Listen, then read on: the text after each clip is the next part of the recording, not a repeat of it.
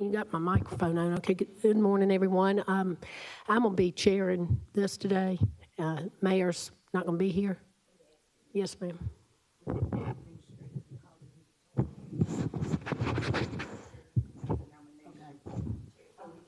All right, y'all nominate. Okay, sounds good.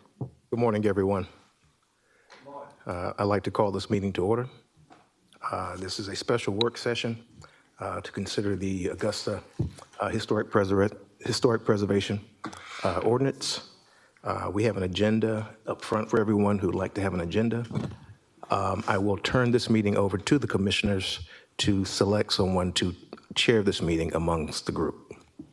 Okay. I'd like to nominate Catherine Smith Rice as chairman.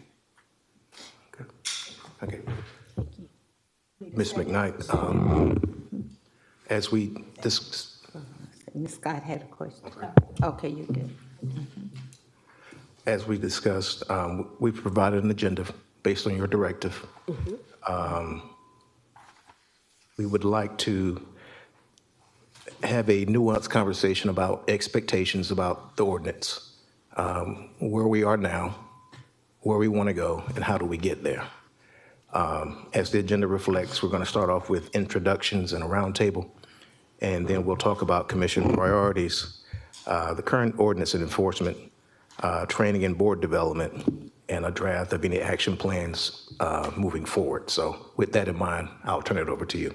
Okay, thank you so much. Thank you all for being here this morning. The reason why I'm calling this meeting to have a HPC ordinance work session is because the fact that we have, over the past couple of years, especially in the past year, have had some conflict with few people coming before HPC that have had some issues, and then some that have come before HPC that seem like some issues for one group is fair to the others, and one group comes before and has other issues. So that's why I wanted to call this. This ordinance, too, has just a few vague places in it that I will state that I discussed with Attorney Plunkett yesterday and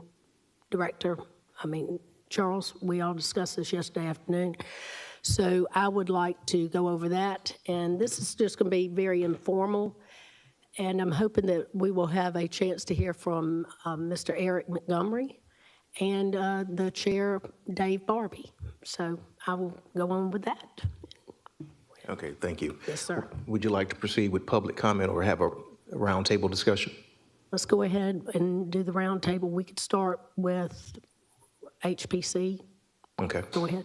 Okay. Chair, you want to come up and address, name, and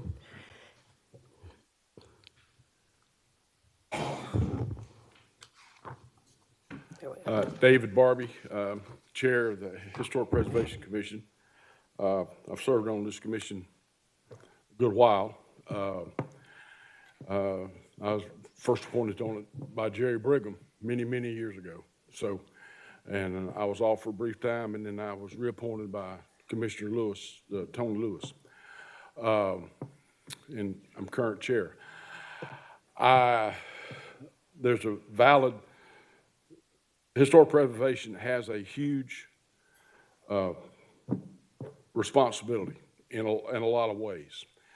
And we're in charge of 3 different historic districts. Not one, but 3. You have Somerville, you have downtown, and you have Old Town. Each one of those 3 districts have guidelines. We have the ordinance, which was written, I'm not sure when, but we didn't write it, we just have to follow it. Then in the process is, if someone wants to make a change in a historic district, or when they have to file for a certificate of appropriateness if they're making any architectural changes. That process starts in the planning department. Then they go through it. They have a set amount that they know they have a schedule that they have and items that they check off. If it falls in the historic district, then if it may have to come before us, and we have to approve it. And we have meetings, every month, and sometimes we have 4 or 5, maybe last month we had 10 COAs. And we either approve or deny. And over the period of time we've been on the commission, or I've been on the commission, I would say 90% of the COAs that've been brought before us, we have approved. I can name a lot of, a good many that we have approved. We haven't denied them. And usually if they are denied, it's for appropriate reasons that we have in the ordinance. Now, if you want me to give you an example, that's up to y'all to ask the question, and I'll be glad to answer that. Then we have the process. It's approved. The applicant goes forth and takes care of the project and completes it. And our COAs are good for 6 months. And once we approve it, they have 6 months to take action and do what they were required to do. If they do not complete the action within that 6-month period, then the COA falls off, and they have to come back before the commission to get it reapproved again. And a lot of reasons, and then if it's denied for a reason, they can appeal the denial. And there's a process for that. They go to mediation. Then after mediation, if it's not settled in the mediation, then it becomes before the commission. It's y'all's choice. Y'all gonna know the rules. That's how the process works. And it's been working for however long the ordinance has been working, how long we've had the ordinance, that's the way it's been handled. Usually, there's at the commission, Historic Preservation Commission meetings, the applicants, there's a give and take, and it'll get approved with various options they may be able to take. If not, we go to mediation, and usually it'll either be handled there or it'll come. I don't know that many that has come before the commission in the 12 years I've been involved in this. And, but may have. And that's the process. There's no, we want everybody to have their say and have their testimony, and they can do it. And again, the final say on any of this becomes before the commission if we have a denial. Now, and we have a process we follow, and we follow it. The ordinance is clear what we do and how we handle it. And another reason why we need, or the purpose of the Historic Preservation Commission, is because it has some issues. When I say issues, it's an obligation for redevelopment of downtown, redevelopment of Old Town, and redevelopment of Summerville, because there is tax credits that they can apply for, and that's good, a lot of dollars there, and there's also an avenue where they can apply for grants. Difference between a credit and a grant you don't pay back. Tax credits is over a period of time.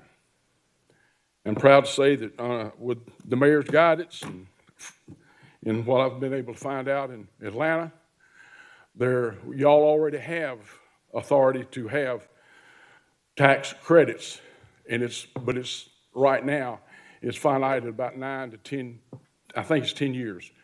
Well, there's legislation coming through. Hopefully, it'll get out between now and tomorrow that they're going to be able to extend it to 20 years.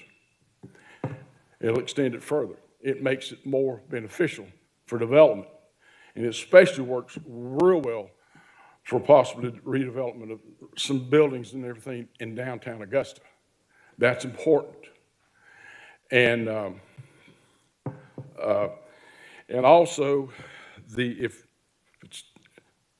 I'm not correct, and Eric may correct me on this, but my understanding is that the new legislation is going to come through where we can set up our own districts, and it's not confined to just downtown and Somerville and Old Town. It could possibly be another project somewhere else in the county, but that'll be set up by the commission and with the guidance from us. And you need this because we have to follow the national guidelines. We also have to follow state guidelines. And once we get these tax credits and these grants, that's above my pay grade and above the commission's pay grade because that's the state authorizing those tax credits.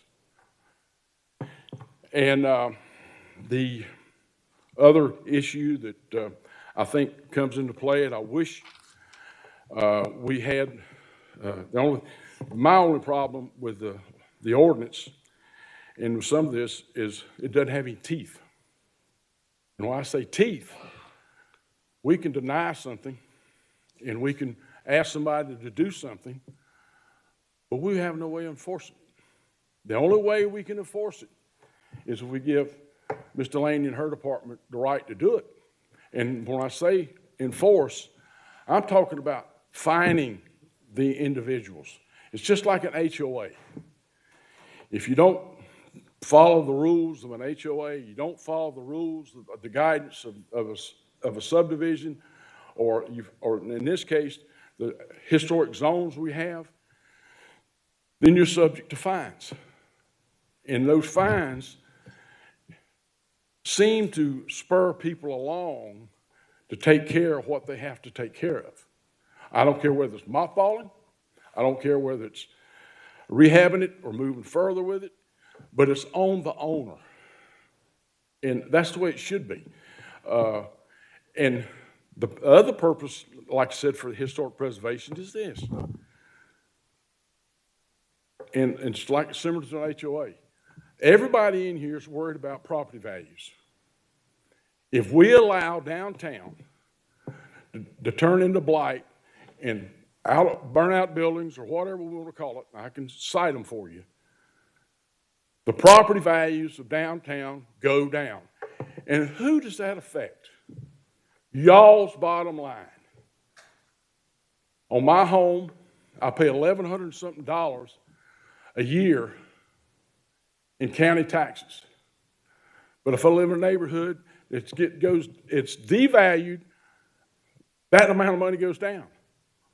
Why would we want that to happen? We want downtown Augusta to be vital. We want it to expand. We want it to grow. And with some new legislation and with this and proper help with this, it'll happen. It can take care of blighted properties. It can take care of buildings that's got vegetation growing all over it or on top of the roof. We can take care of that. But we don't. That's left up to code enforcement and giving them the power that they need. And those funds that would be generated possibly from there would help offset some of the budget that you haven't. Because it's not putting it on the taxpayers to clean up the lot. You're putting it on the owner of the property. And that's where it belongs. And I'm very passionate about Somerville. I'm very passionate because I lived there for 20 years.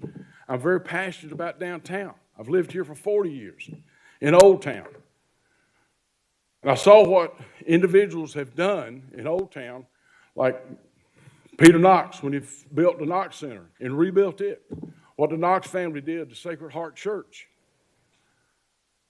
And the individuals that bought those homes in Somerville and renovated them, brought them back to life. We did the same thing at our home. And it's important. That's what makes Augusta, Augusta. And I don't know, that's about the best way I can put it. We have a task. You've given us the task. You've given us an ordinance. I just wish that we had a a little bit more teeth in the fact that we could enforce upon the owners to do what they need to do in maintaining the property where it doesn't deteriorate further. And also, I've got to mention this. Some of the things that's been said about buildings and whatnot, it's not in our jurisdiction. They're not there. And I want to say the C.T. Walker building, it's not in downtown Augusta's jurisdiction. The burnout building on Broad Street, up there across from the mill, and across from where the school is, that's not in our district. We have no jurisdiction there. The board cannot issue hearings or anything of that nature on a property like that. Now, if we go into a situation, let's go over on Jones Street. We have a building there. Used to be where the Broad Street Florist was. It's burned 2-3 years ago. Still in the same condition after the fire. Not boarded up, not mothballed. That's one example. Another example, historic preservation, we certified the Marion building to be renovated. That COA was passed years ago. We still got the same situation, except it's more mothballed. Everything around outside the building has been boarded up. But you start going up the windows, they're out. We can also go to the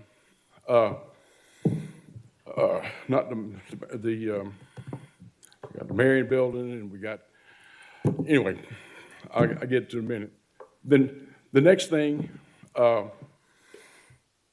the issue comes we had a situation where we, up on Broad Street, further out, close to close to Olmsted, where it used to be the community Catholic center, it burned. Bricks and everything fell in the street. Again, that's not in our district. We don't have any jurisdiction there. The issue there comes back. We have to be able to go give Ms. Delaney and her department the power and the authority to go and take care of it. And also, I want to make very clear, and it was brought out in our last Historic Preservation Commission meeting, we do not have the power of eminent domain. We can't confiscate anybody's land or property. Historic Augusta does not have that authority. And that's just not true. And, but maybe I'm rambling with this, but I'm trying to give some examples of some situations where we have been beneficial to try to enforce what the ordinance asks us to do, and we've followed it to the letter. And we give each property owner the right to come before us and discuss it and go beyond that. And I don't think any other comments. I'd like to take any questions you have, and I'll try to answer them best I can. Thank you so much, Dave. I appreciate it. I'm going to say that, I appreciate what HPC does. I really do. I can't thank y'all enough for all you do. It's just when I know that when people come before HPC, that they have reached out to me or to Downtown Development Authority people and said that they feel intimidated somewhat coming before you. And we just want to make sure that we can make it friendly for everybody to come before you. And I appreciate everything you've said this morning. You've made a lot of valid points. But I just want to be moving forward. I know it's uncomfortable for people to come before the commission, us, feel nervous and afraid of, being they're intimidated as well. But we just want to make sure that anybody coming before HPC feels comfortable and that they feel like that they, got a standing chance to be able to do the things that they need to do on their properties and not feel. I know that the meetings I've been to, there's been no, to my experience of having any animosity toward anyone. The only thing we've ever asked is what a lot of times some people come to us and they'll say, well, I didn't know this, I didn't know that. Well, when you buy a property in a historic district, when you sign on the dotted line, you buy that piece of property, you are told that your property is in the historic district. And you agree, when you bought the house or the building, that you will follow the rules and the guidelines of that particular district, whether it be Old Town, downtown, or in Somerville. Now, excuse me. However, we've had cases to come before us, and I'm not trying to get apart from that, they've had a contractor that has come and taken the money from a homeowner. Okay? They never pulled a work permit. They never went through planning. And now, then when they say, oh, we got to get a work permit. Then they go down and get the work permit. Well, did you get this approved? Did you file for a COA? Is there a variance? If there's a variance, that has to come before planning is on. That has happened. But all we've ever asked is continuation to go take care of the details. Because we want to give every person that comes before us the opportunity to take care of whatever error or something they don't have in the file. We give them the opportunity. I mean, the number of times we'll go, even if the applicant does not show up at a meeting, we will continue it for 30 days. And they know it. We don't cut them off. We don't deny it at that point because we want them to come before us and we want their case heard. And we do that more than once. And a lot of times we've had cases. We've asked them, offered suggestions of what to do to get this thing handled at the meeting itself. And they say, well, let us go back and study it, look at it, and they'll come back. And never have we just arbitrarily just said, heck no, if you follow where I'm headed with that, Ms. McKnight. We've always tried to be judicious in what we do and give them every opportunity to address the issue that may arise. Okay? Thank you. Yeah, I'd like to make a comment also. Excuse me, I'm dealing with a little bit of a cold. You can if you would like. Yeah, I'm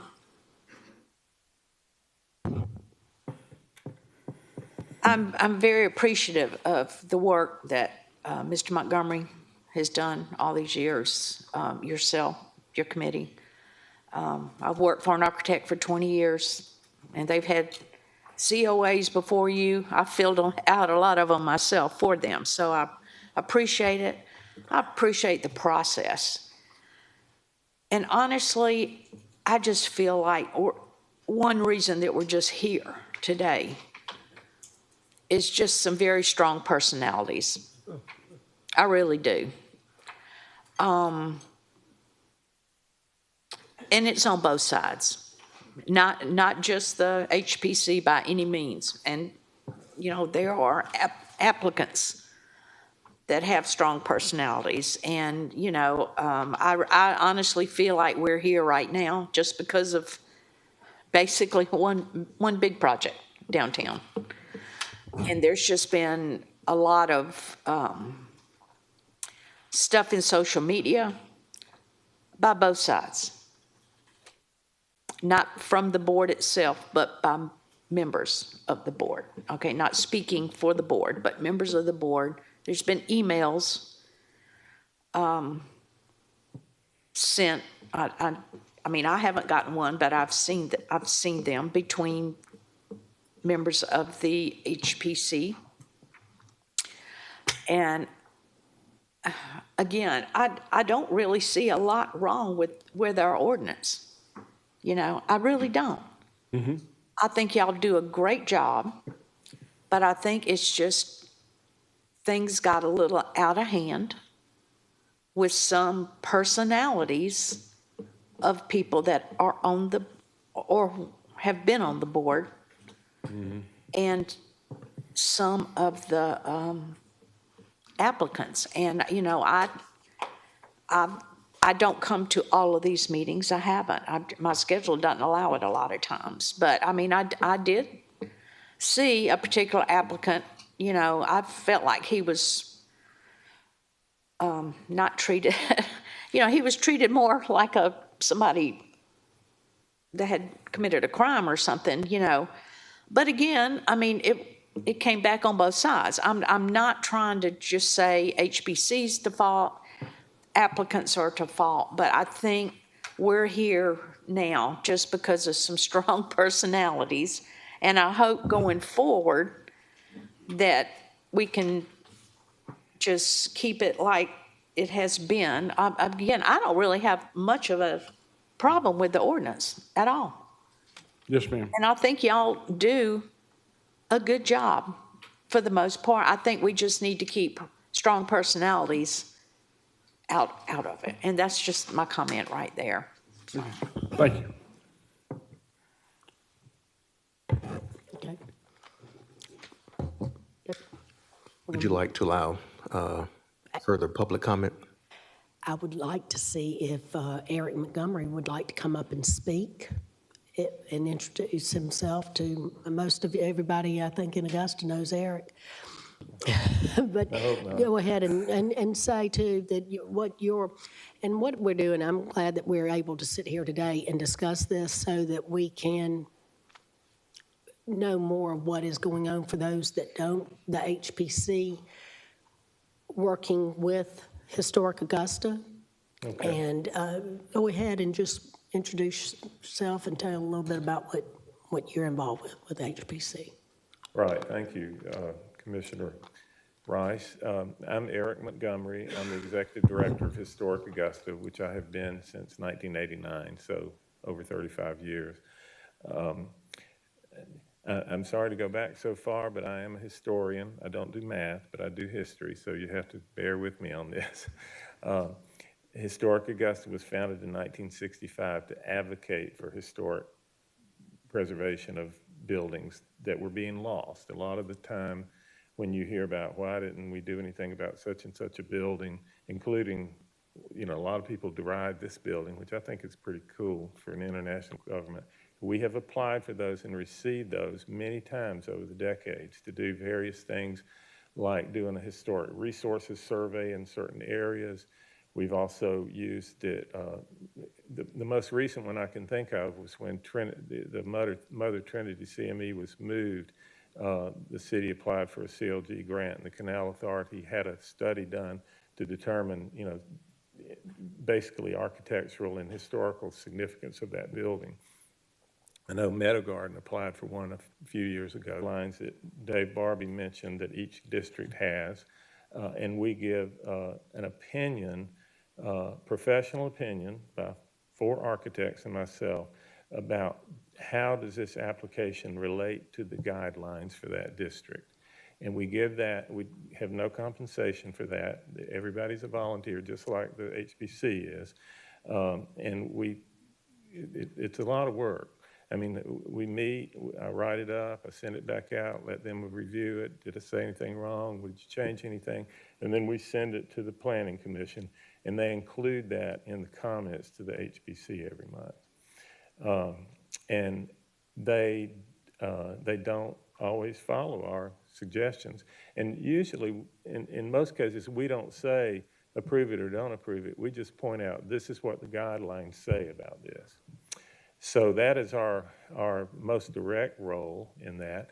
Now, on the other hand, we are a historic preservation organization, and one of our main roles in the community is advocate for historic preservation.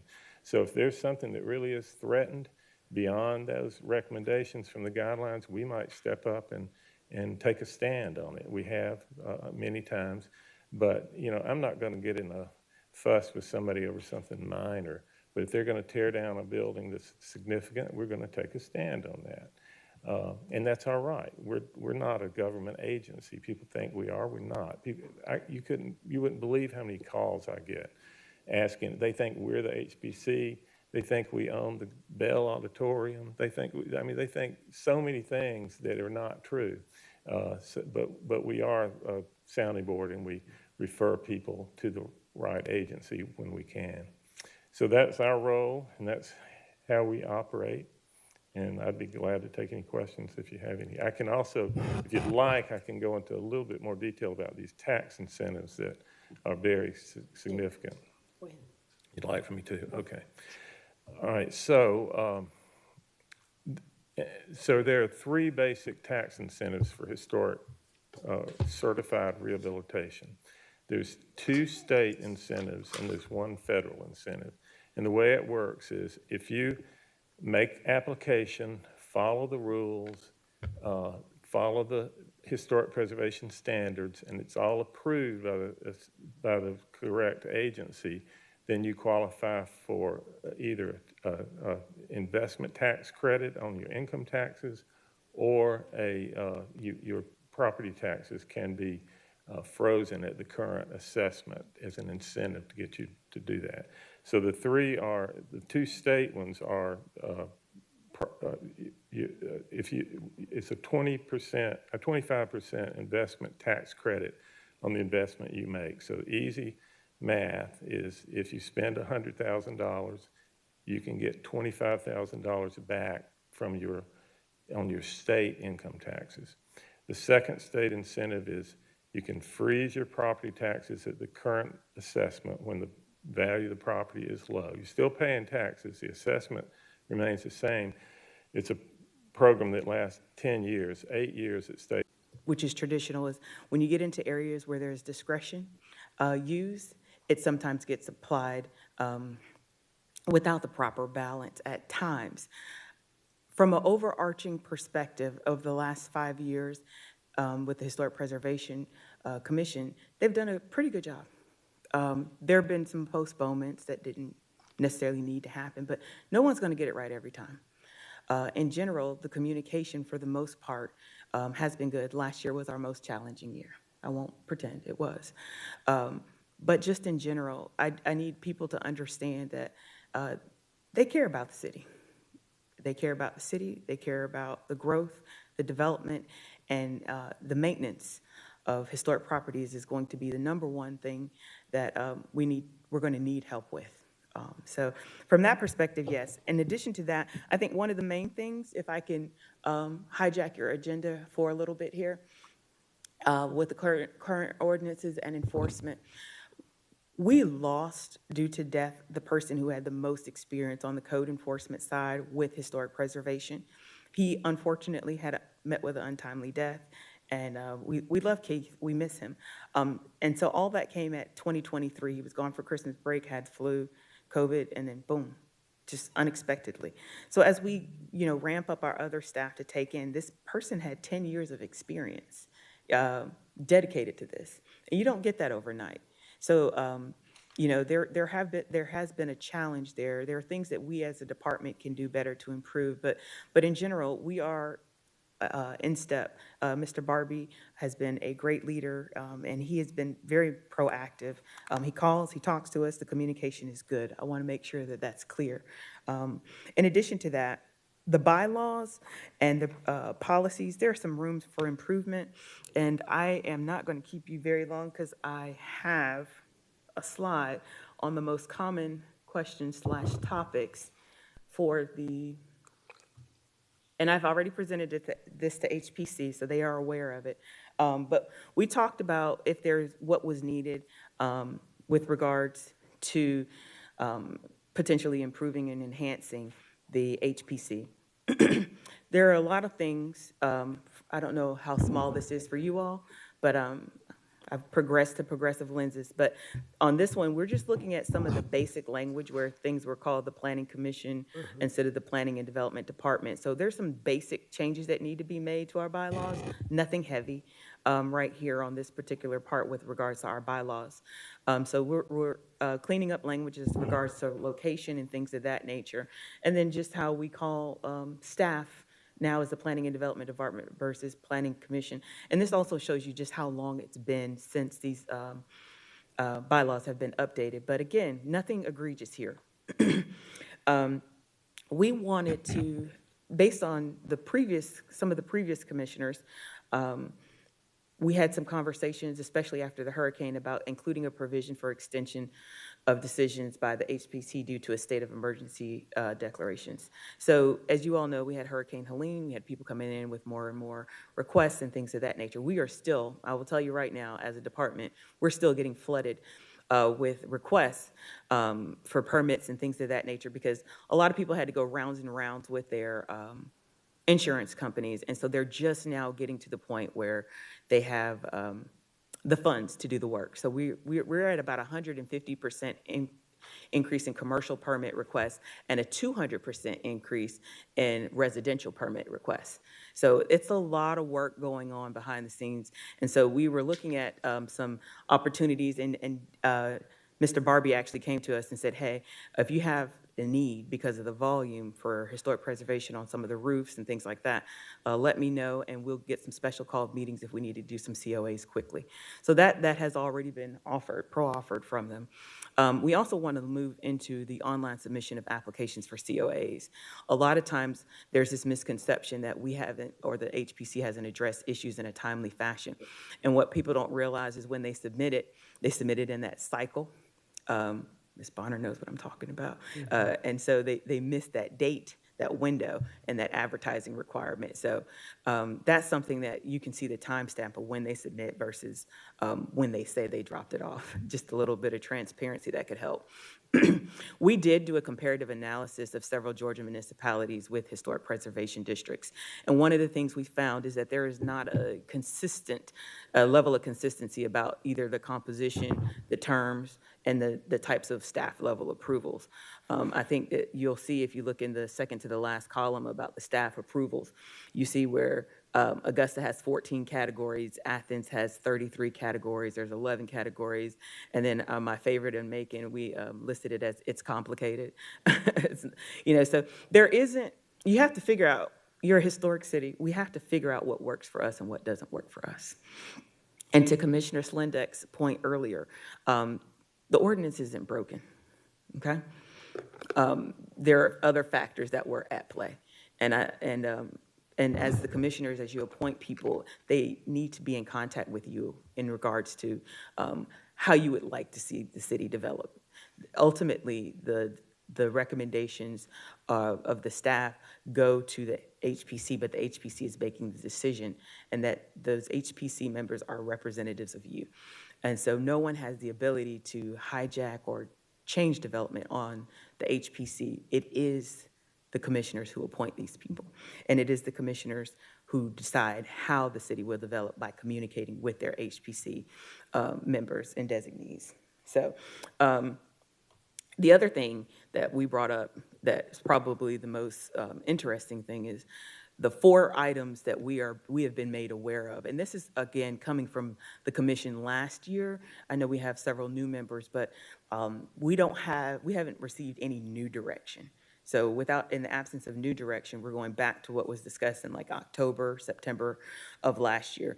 And so with that, we got inquiries about the appeals process for denials. One of those activities was to have the appeals from the HPC decision come straight to the commission before they go to arbitration. Arbitration tends to cost money. the applicant has to pay for the COA, then they have to wait, and then they have to pay for the arbitrator. And then if there's an outcome that they don't like, then they come to commission. So there was discussion regarding, should the appeals process move from arbitration to commission first, and then arbitration after commission. So that was one of them. The post-demolition plans and criteria. So this is the project that shall remain nameless, but in this particular instance, you have a standard that has been met for the most part, for the better part of 20 to 30 years, where if you're going to demolish a building in the historic district and it is a contributing building, you are to come back with what's going to be replaced there. So there was conversation of, should we hold people to this? Should we reduce the criteria? Should it be just a schematic or a concept? And then there was a request for us to make considerations for a lack of post-demolition plans being approved. So if you want to demo the building, you don't have to have the post-demolition plan. It's a slippery slope. I know that everyone may not agree with it, but the whole purpose of the historic district, it adds charm, it adds character, it's history. You don't want to just be demolishing buildings, and then what happens is these projects that don't come to fruition, now you've got these parking lots, because that's what they're going to ask you for. I'm going to be clear. They're going to demo this building, and then they're going to say, oh, the project didn't move forward, but I would like to use it as a parking lot in the middle of the city. Do we have a parking need? Not necessarily. You're supposed to get out and walk downtown. But there is a reason it's here. There is a reason that there is a post-demolition plan. Now, if the commission sees fit to change that, we're going to do what the commission requests. But I want to be clear, there is some value to having the buildings and having that post-demolition plan, because you don't want to see a bunch of parking, these little small, you go to the city, you see these little small buildings that are these small internal parking lots. They used to be buildings that someone promised that they were going to put something back on, and then they didn't. So if you don't want the post-demolition plan, you let us know. We'll draft it up. We'll take it out. But it's not a reach for a historic district to have this requirement, okay? And then revising the pre-approved materials. We had some concerns, and some of these made their way to you, that at some of the HPC meetings, they were requesting spec sheets, and they were going way more into detail about materials than was required in the application and or that has been required of some of the other applicants. So because they aren't bound by precedent, I can understand why at times they would ask for more because they were skeptical, or just the rendering wasn't quite as good as it could have been. But you have to remember, as the applications come in, people are applying at different income levels, different financial situations. So while you might have a person who hires an architectural firm that provides this great level of detail, you may not get that for the regular person who's doing it themselves, okay? So some of the pre-approved materials probably need to be updated with regards to the type of siding. We spent a ridiculous amount of time on a siding request, and when you could look at it, you can't tell the difference. So, you know, there's some things that we could do with regards to thickness, with regards to offering different types of materials, pre-approved lists, and we could update them periodically. Once a year, we could bring them back before HPC to get permission to have these as go into this sort of resource for the community. And then, of course, we wanted to incorporate checklists. We already have a checklist, but one of the things we notice is that with anything, people will check one and then say, check, check, check, check, check. They're not really doing it. But what we talked about bringing those applications online, it'll force them to upload it there. So there are some things we could do better. But again, this is the direction I had from last fall, so to speak. And we're open to doing whatever the commission desires, and we'll help write it in a way that it can be codified. Thank you, Director Delaney. I've got a question about, as far as the other cities, where are we as far, and I brought this up yesterday to, and do you want to come up? I see him back there, Mr. Boyd. But anyway, no, we talked about yesterday, like, for instance, Savannah. At the end of the day, what is it that the other counties have where they are able, the commission if I'm not mistaken, in Savannah, they get the ultimate say. Is that correct? Am I missing something as far as when we don't really have any say? I don't feel like the commission up here has any say as far as HPC goes. Other cities, though, do allow their city councilmen to have a final say. Am I wrong on that? So I went back to the screen, the very last column where it shows you the appeals process. The Augusta Commission definitely has a say. Could we make the language a little bit more clear? Yes. The main thing you want to remember is, and I'm going to speak from the position of if I were the applicant. By the time they get to the appeals, they feel beat down. So they don't ever make it to the commission. So they've gone to HPC, they've gone to arbitration route, and now they fainted in the process because it's laborious, it's expensive, and then there's a spotlight on them. So, and this is me talking from the perspective of the people who apply, the people who pay the taxes on these properties, the people who are trying to do the maintenance. They feel beat up on. So by the time they get to this part, they're done. They're just done. They're saying they're going to sell the home. I'm not going to do anything to it, and you get the whole neglect thing happens. So, but yes, the Augusta Commission does have a say, but by the time you get to that say, it's so far into the process. Okay, I'm going to go to Commissioner Slindak. Okay, thank you. Your plan for online applications, I'm sure every architectural firm in Augusta is cheering right now. I think that's wonderful. It certainly would make the process a lot easier for applicants, I think, and more effective to be able to know when things are coming in and coming out. I just want to make sure that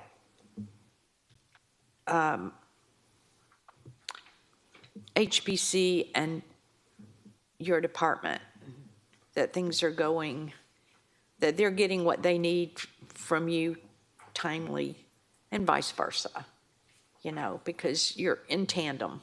So as long as it looks like you've got some great suggestions moving forward. I really think you do.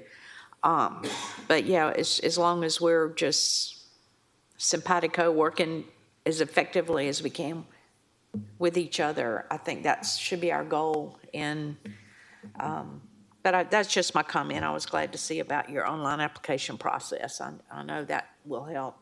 And I do understand what you're saying about some applicants. Not everybody can afford to go to an architect because, you know, they can't. And they do get beat up by the process. But I just thank you for what you and your department are doing. Okay. Director Delaney, do you have anything else you would like to say? I think I'm the next item on the agenda. Okay. And I'll be brief. But I want to say this because the Planning and Development Department technically has about 7 boards and committees. And we really need to designate resources and time to board development and board training. When people are assigned to these boards, they have a passion for their community and they care, but there's not a whole lot of guidance. So, you know, I know no one wants to see anything happen to the general fund, but at the same time, we do need to budget to get proper training. And then this will reduce some of the calls that you get. The decisions and recommendations will be rooted in principles, best practices and things of that matter. And that was the only thing else I had to add. I definitely agree with you about some training. Let me ask you this. How much experience, and this might be for Dave Barbie, on the board, first of all, are all members present? I mean, all seats filled on the HPC board, or do we have any vacancies? I believe we do have, 3 vacancies? 3 vacancies, okay. 3. There are 3 vacancies. And which ones would those be? Do you know right off what seats are open? Because we do want to we want to make sure we get them filled. 4, 8, and 10. Just 4, 8, and 10, okay. All right. You usually have a quorum, don't you, at all the meetings? Yes, Being ma'am. that you have 3 seats available, you usually have everyone showing up? Yes, ma'am. Okay. Also, as far as, that's what I wanted to hit on next, as far as the experience on the board, we discussed this yesterday briefly of Attorney Plunkett and myself and Mr. Boyd and Mr. Charles Jackson, about people on the board with the experience and the knowledge for historic preservation. Who all on the board would you say? I know you do, and Mr. Leon Maben, but Since I've been on the board, I've been to one training session. And that was years ago. That was when Lois and I think Rob Sherman was over the department at the time, and we went to Athens. They offer these training sessions, but again, we just have to take time. There's 2 days, and we go get it, and we get credit hours for it. And the only, and I wish we did have more of that, because the new members that's come on board, we just sort of like feed them with a fire hose. We give them the ordinance, and you got a stack this thick of guidelines from 3 different neighborhoods or communities, and they've got to go through them and figure out what's what, and knowing what page. Now, Eric has been very good. The staff's been very good. When they give us a report, they tell us the page and where we go look at for a roof or shutters or windows or siding. I mean, it's specified in those guidelines, and we can actually go to it and address it. But again, we go back to what Mr. Laney said earlier. The guidelines we have, they haven't been updated in years, and we've had all kind of new materials to come out, but there's a caveat to that. You can have new materials, but if we don't meet the federal and the state historic guidelines with the materials, they lose what benefit they have from any type of tax credit or grant. So we have to be careful with that. I mean, that's a catch-22 situation. It depends on if it's an investment downtown or if it's investment in a particular home that they want to read, that's on the historic registry. Speaking of, and I think training is important, and we need to do that. And whether we have roundtables, as far as what we can do locally, I think it's desperately needed. And I know Ms. Delaney and I have spoken about this, and she made a comment about it, and I said, when are we going to start? Because we need to do that. I'm all in favor for y'all to have training. Go ahead. If I may, 2 things. The HPC is a volunteer board. They're one of the boards that's not paid. And the training for HPC, the way it's set up, they have to pay out of their pocket and then get reimbursed for the training. That's right. So the training gets they're unpaid. Now they have to front the money and travel and things of that nature, and then come back and do the request. If the commission were willing to entertain like a sign-up sheet where we could tell you how much it's going to cost and we could pay it before they go, I think that would be helpful, because again, they don't get a stipend. Planning Commission gets a stipend, Board of Zoning Appeals gets a stipend. So we're asking them to volunteer. This is very detailed. This is very important to the city. If we're not paying the stipend, why can't we pay for the training? I am looking at options to bring the training here. I want to be clear. I have identified training to come here, but I will tell you it is actually more expensive to bring the training here, considerably more expensive. But it doesn't mean it shouldn't be done. We can open it up to other municipalities and things like that that have it. I've gotten some ideas from Savannah about bringing it here. So I have entertained it. I have tried to find a space in the budget for it. In regards to updating the guidelines and some of the materials, we did put it in our budget request for 2025 to update the guidelines for the historic preservation, historic districts. As you all know, the budget was frozen, so it was in there. We do know it needs to be done, and we did ask. So I just want to be clear, we did communicate with HPC. We talked about this early in 2024, leading into the budget cycle. We did include it, and these are some of the activities and actions that would have taken place, some of these updates. Okay, I'm going to go to Commissioner Scott. Thank you, Commissioner Rice. Mr. Barber, Mr. Montgomery, thank you so much for being here, and thank you for all that you do. I had wrote down that maybe we should look at some kind of training that we should provide, even if I'm not sure if you tried, Ms. Delaney, if you went through ACCG or any of those people, just components to see if we can get some there. And if it was, we might need to see, I don't know if it's in this year's budget, but we definitely should try and put it as a priority for boards and committees that do not get a stipends to be, and they all volunteer, that we should be able to find some kind of training to provide for them, because because the person that I put on the board had no previous training. He's just a smart guy that can get up to speed with the reading. So I think that's one thing we need to. I don't know if we can require it or we can ask. Most of the time when I appoint people to the board, I try to find their passion or somebody who have the experience in what they want to do. So thank you for your hard work, your diligence in bringing some suggestions to us. And I do agree with Commissioner Sinnek that I think personalities get in the way of some.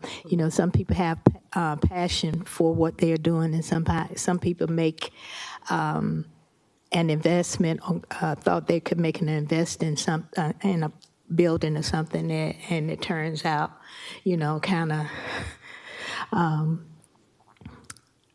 fiery, to say the least. But thank you so much, and thank you all for being here today. Thank you, Commissioner Scott. I wanted to ask, usually training for like historic preservation, how many days, hours, is it a weekend or is it one of these where you go? I know we, us commissioners, we go to classes and have to have training. So would this be a weekend or is it a day training? It's typically an all-day training, one full day. One full day. One full day is typically, Right. and I was deputy director when we sent HPC to Athens. Yeah. And so that was a day trip also. Right. The city covered the food, the gas, and we all went. I think we had a bus, right? Yeah, Yeah, we did. well, not a bus, but we took a city vehicle van. So it was doable, and it still is. And about how much does it cost, roundabout cost? If it's already being hosted, say for instance at Athens, it would probably be about $275 Per person? Okay. Yeah. Well, If we bring it here, it's thousands of dollars. Okay. But I agree too with Mr. Barbie. It definitely want to have our board members on HPC be fluent. They need training. And as far as planning and zoning, I'm throwing this out there. Is it, Ms. Delaney, that they have training or not? My staff does go to training, yes. Planning and zoning, okay. For things such as the Board of Zoning Appeals and Planning Commission, I'm AIC designated, so I teach those classes for the Planning Commission and the Board of Zoning Appeals. Could I teach HPC? It wouldn't be the most current because, you know, that it's more fluid, and things of that nature. So, and you would want someone with Eric Montgomery's kind of background to teach that. Can we let Eric teach it? We'll pay you, Eric. Yeah. So yes, but yes, so different boards, different types of development, and different things. There are levels that I can teach to. Go ahead, Mr. Montgomery. I'll just add that the State Historic Preservation Office, which is part of the Department of Community Affairs, offers this, Carl, is it like once a year that they do it now? And so when she's saying it costs thousands of dollars to bring it here, I assume that is partly offset by people paying the registration fee, so it could be zeroed out, but you have to make sure you get enough people to cover the cost. So I don't know what it would cost total, but we have had it here one time, a long time ago, and we've had many sessions here. But, yeah, it needs to be done. They either need to go there, or we need to bring it here, or both, so. I would recommend that we have the board members have training for sure, so that they're, up to speed with what's going on with the downtown and get to know Somerville, Old Town, because it really would benefit so that, and I don't want to bring up the Green Street, but to have everybody on board and everybody working together so that we don't have the riffraff of the Green Street issues or, Broad Street projects. I just do think that we need training. Another thing I was going to say, you mentioned, Carla, Ms. Delaney, about some revising in this ordinance. Okay, and you said HPC was on board with the revisions. Well, we brought them into the last meeting under Chairman Barbie. We've been able to have these discussions, start these discussions. Some of the changes, one of the things we didn't want to do, it's a collaborative approach. So staff made the basic editing changes, but the rest of it we need to collaborate on. Our meeting last week ran into the 8 o'clock hour. 3 hours. So we decided to just introduce the topic and put it on the next agenda for us to do a deeper dive. We were ready, but at 8 o'clock, it was everybody was tired, so. So we can work together here to get these revisions that are being brought up to speed. And I can set up a subcommittee to work with Carla with this also, and we can and then, as long as we're collaborating together. That's exactly what I want to see. Then we come back That's with a what- recommendation, and then that way we're good to go. And we And can that's what I thought we're supposed to be doing anyway. Yeah, It was like exactly. Having a So- work session, having a collaboration of all. And of filling what we us need in to on do. what Yes, is yes, going ma'am. on, that y'all Ma'am. both are working ma'am. together. And, no, I've got one question about a few questions about the ordinance I mentioned to y'all yesterday about on page 7, and I'm not going to keep and this is going to be quick, but I was reading through it, and it says on page 7, under 745, letter R, it's vague and ambiguous. It says issue citations for violations of this chapter. What type of citation and what action follows that citation? Who could answer that? All right. You want me to take it? What, are we referring to a particular case? Is it? Just in, It's the statement, under the statement of powers section. It lists out the Historic Preservation's authority and what they're authorized to do. So one of the reasons we talk about this, if you start with Q on page 6, advise the appropriate officials of the Augusta Richmond County Fire Department as to the utilization of compliance concepts for historic, where these code sections have been made applicable, the historic properties in Augusta Richmond County said advice will ensure that compliance with state and local fire prevention laws. So this is specific to fire. So the outlines, those citations, I wouldn't say that this is too broad. It's very much geared towards fire. If there's something that's going to cause the issue, This is all about fire prevention. So the citations for this chapter are going to be coming from the fire department for this section, because that's what this is about, this particular Roman numeral. All right, see, and I didn't pick up on that. I was just saying if we could make sure that that's put in there, that that's related to fire. But anyway. Ms. Rice? Yes. If I may weigh in a little bit on that, that's one interpretation, but it also says the chapter refers to the entire Historic Preservation Code. And I think that's part of when you're revising things. What's interesting is that it also, because this simply says violations of this the chapter, which is Chapter 4, Historic Preservation.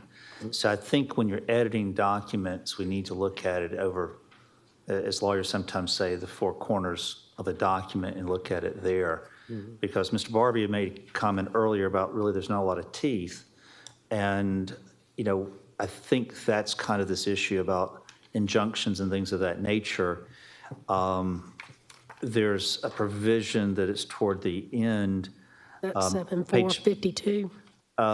Yeah, page 23, to a large extent, it reads that really the teeth that the HPC has is to essentially notify that there wasn't a COA obtained.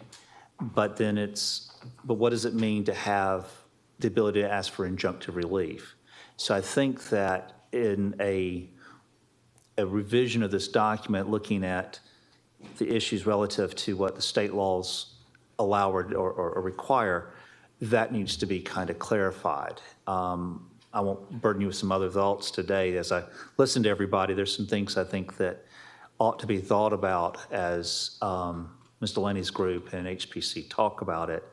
But to me, I don't interpret that citation exactly the same as Ms. Delaney. I'm not saying that she's wrong. I'm just saying that my interpretation. Attorney Plunkett, Yes. I am wrong.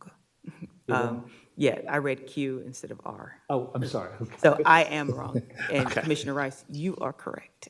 Oh, thank you. But, So, but to the so point I of, read Q instead of R. And so for that, I apologize. But in general, the ordinance, it's standard.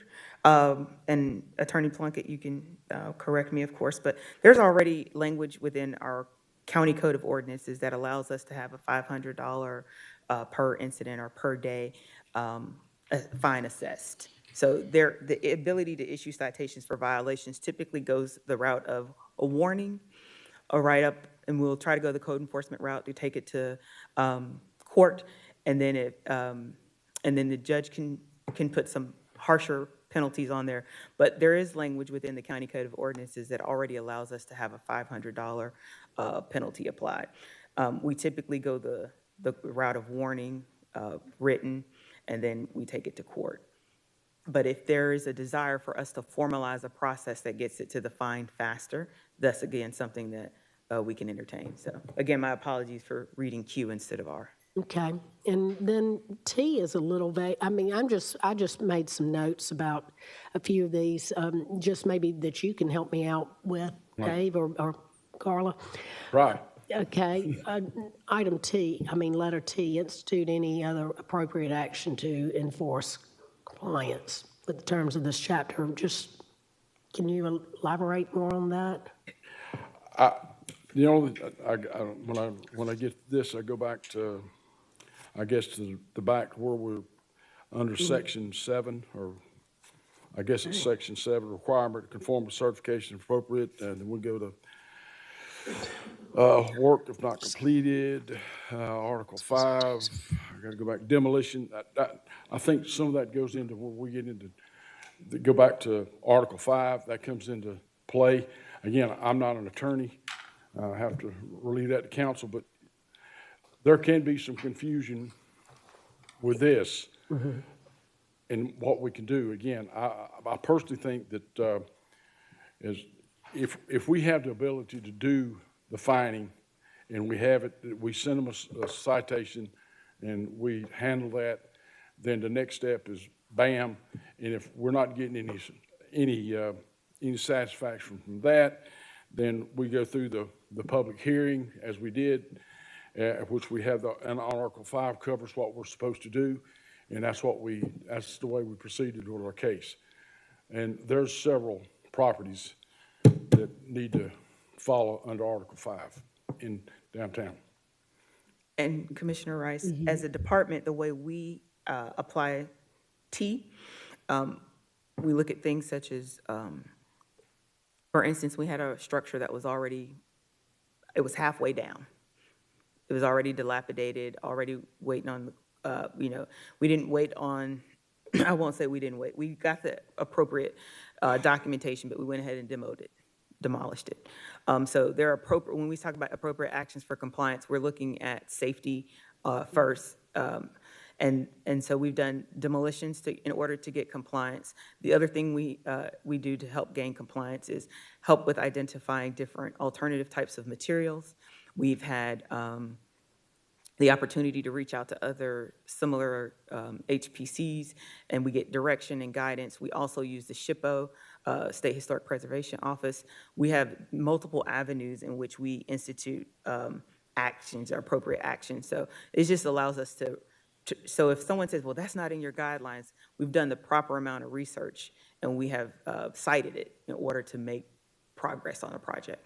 That's how we've interpreted it. So I think the thing is, if you make it so narrow and specific, then we're in front of a judge or a commission every time you turn around. Having it where we have the latitude to reach out and get other resources and making sure we have a solid justification, which we typically will run through Attorney Meller. He'll say, yes, you have the supporting documents, you have the right references, boom, move it forward. That's pretty much how we've been using it. All right, do any of my colleagues have any question, anything you want to say? Anything? Okay, I feel like this has been rather a good meeting today. I was glad I've gotten to hear a good bit of a lot that I did not know, that was really interesting, and it would be beneficial for the HPC board, along with Mr. Montgomery and Department Planning and Development Director Delaney, to try to, let's do some kind of, we get people trained and figure out how we can do that, and get the three, we need to get 3 board members on there that need to be filled. Objection. And y'all will work together on a few revisions that we discussed and put it in the ordinance. Do you want, the main question we have, HPC and the planning department, is the desire for the first level appeal to be to the commission? Or do you want it to stay with arbitration? So HPC makes a determination that they want to deny. Do you want the person or the applicant to have to go to arbitration, or do you want to hear it first? That's the real meat. This is the meat part. Personally, I mean, I'm just one commissioner up here, but personally, I'd like to see it come to us first. Is that not how it's done? And I'm not trying to play copycat, but is that not how it's done in other cities, where it comes before the commission? Go ahead. So, Commissioner, are you saying come to on an appeal, come to the commission first and then to mediation? I would say that, well, what Carla was just saying is that, yes, it would, because normally it does not, correct? It does not? Under the 2024 commissioners, this was the conversation. Yes. So right. We need some real direction. Well, I mean, I'm gonna have to ask legal or Ms. Bonner. I would feel like that it should come to us. As of right now, if the Historic Preservation Commission makes a decision for denial, it goes to, they write a letter to Mrs. Bonner in the clerk of commission capacity, and they request an appeal. And it goes to arbitration. Or mediation. I keep saying arbitration, mediation. Ms. Rice, my suggestion is that we work with the body with planning and HPC to provide alternate language so that we have those two, and then they can make a recommendation as opposed to having, get the direction from you as a single commissioner or this workshop, they can come up with language that would, or we can come up with language where the appeal goes through the commission and then to a mediation, and we can revise the one with mediation and then to the appeal, and then the board, the body of the Augusta Commission can adopt what they find appropriate with advice from HPC and Historic Augusta and planning. I think that would be more appropriate, is that you see the options and then decide what fits our group best. I think would be the better way to do it. Can we put that into, can we get that done, please? I Carl? would like to say this. Because we do need to have, Some things take months, when in reality, we have 4 real questions. We had a work session, hopeful that we could get some clear guidance and direction. We sit with these, and then it just stacks up, it stacks up. So not knowing, again, feels ambiguous. We would like to move things forward, but we need to know what the commission wants to see. You know, so we've had this work session, we've had sidebar conversations for the better part of 6-7 months. From a department standpoint, we really could use some answers so that we can move these things along. Demolition plans. Yep. It's gotten to a point where we're paralyzed because we're always coming back for another meeting. So it would be really helpful to get some answers so we can move it along. okay, go ahead. Just going back to what Mr. Lane just made the comment about, talking about demolition, that's number 2, post-demolition plans and criteria. All right, we have a process for that. They know, they tell us what the deal is. But in the ordinance, it states, if they don't, you know, we've allowed people to demolish buildings downtown because they had a plan. If they don't have a plan for us, the ordinance says we deny. And we've done that. No plan was brought before us. Same thing, and I don't want to go back to an old case, Sky City. Sky City was approved in 2021 to be demolished. The owner of the building did not follow through with demolition of the building. His COA ran out. He came back before historic preservation. He didn't have a plan, and therefore we had to deny. We had no other option. Now, he can, you know, again, the final say is the commissioners. He can go through the denial process, and that's, I know it got a period of time, but you know, he's 30 days to apply, and then he has 90 days to set up the mediation, and then we'll be there. I mean, that's all they got to do is let us know, and we'll set up the committee, and we'll go to mediation. However, but that's part of the covenants. I mean, not covenants, but the ordinance. If they come before us, the demolition of buildings, they have to have a plan. And as Mr. Lane stressed a while ago, we don't want the buildings to be torn down, and we've got parking lots in the middle of Broad Street. And that's a simple issue on that one. You know, but we have authorized demolition of buildings. We authorized back when demolition of Channel 6 TV station downtown. We're going to build an office complex. We had the plan. Last time I checked, there's no office building on that lot. We had another issue come before us where the old city jail was located. They came before us with that case. We're building a hotel there. We're going to tie it to the convention center. They had the plan. The jail was tore down.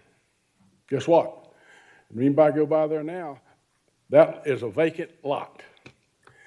That is the problem. Now, but we approved it. We didn't deny it, but they had a plan. And that's where the bugaboo is.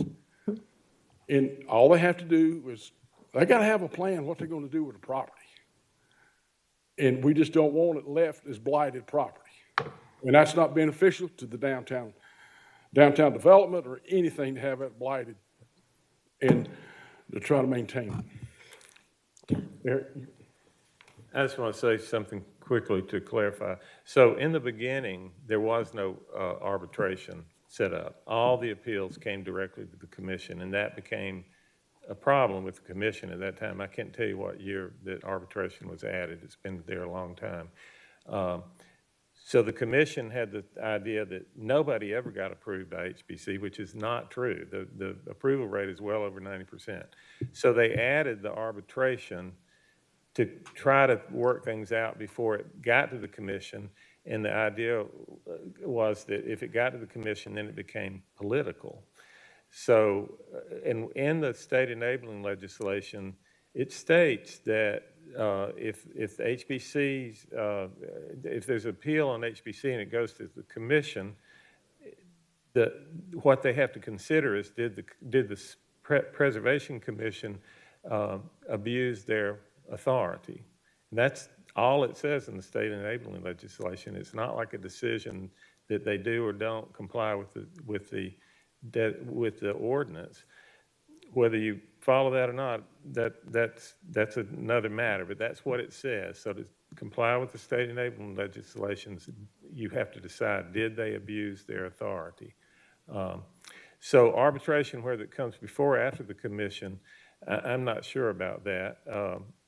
And the other question I had for Ms. Delaney, or maybe Mr. Jones, is that optional for, if someone gets denied, is it optional for them to go to arbitration? Or do they have the choice to go straight to the commission? It's required that their first step be arbitration. They can't, I don't believe the ordinance allows for them to go directly to the commission as it's written now, but they also don't have to go to arbitration. And if they do the arbitration, that means they have to hire an attorney to arbitrate? I mean, there's expense involved in that? Yes, the applicant bears the expense for arbitration. And they have to get an attorney or not necessarily? I think they have to have legal representation, but they do have to. Okay, so that's a consideration you need to think about in terms of arbitration. Why is it so expensive? Why does it take so long? So just some ideas I had in my mind.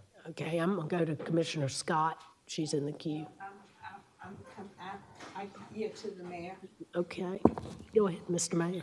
Yeah, thank you guys for being here. You know, Augusta being Georgia's second oldest city, it's certainly important that I guess we pay homage to not only our historic properties, but the history of the city. I have a concern with the arbitration in that when our constituents and our residents, of course, are running into issues with historic preservation and bearing the cost of hiring an attorney, I see that as a problem. I, for one, would like perhaps for those issues to be brought before the governing body. Certainly, anyone shouldn't have to incur the cost of hiring an attorney to either change out windows or to update their homes. So, yeah, that was one of the concerns that I heard during this entire process. That's, we serve at your pleasure, sir. I mean, that's something if we're required to do it, or it's a split cost, you know, we can't. I don't have the funds, and I don't know whether we have it in the budget or what. But I don't know who would be the responsible party. That's a decision the commissioners and you would have to make, sir. Thank you. Director Delaney, is that a provision in the current ordinance that, is there any way we could change that through the governing body to perhaps bring these, instead of having property owners go to arbitration, it'd be brought before the governing body? As Attorney Plunkett pointed out, we can write that language with the assistance and bring it back to the full body that way. All right, perfect. Okay. Thank you, Commissioner Rice. Thank you so much, and I agree with you, Mr. Mayor. If we could do that, Director Delaney, I'd appreciate it. Okay, I just want to say, if there's not any more, Commissioner Scott? Commissioner Rice, I was just we can't make any decision Right. because it's a work session. But if Correct. we need to move it to the next committee cycle to make the decision that I think the planning and the preservation wanted to have a decision today, but it's just unfortunate we can't do it today. But we can take the dialogue and perhaps move what we discussed today to the next committee cycle. Right. I agree with you. Commissioner Scott, maybe we do that for the next committee cycle, have it on the agenda. Is that good with you, Director Delaney? Yes, ma'am. Okay. All right, other than that, I believe that that is it for today. And I appreciate everybody coming out, and thank you. Thank you very much. All right.